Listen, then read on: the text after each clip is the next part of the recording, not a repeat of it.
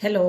Last video में आपने देखा था फर्स्ट आइडेंटिटी का प्रूव। इस वीडियो में हम पढ़ेंगे सेकंड आइडेंटिटी को कैसे प्रूव करें। एल्जेब्रिक एक्सप्रेशन की सेकंड आइडेंटिटी है a minus B whole square, A square minus 2ab plus B square. Left hand side LHS a minus B whole square means a minus B multiply a minus B. a minus B में a का multiply करेंगे,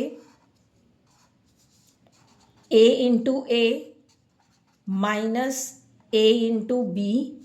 अब b का multiply a minus B में करेंगे, minus a into B minus minus plus b into B.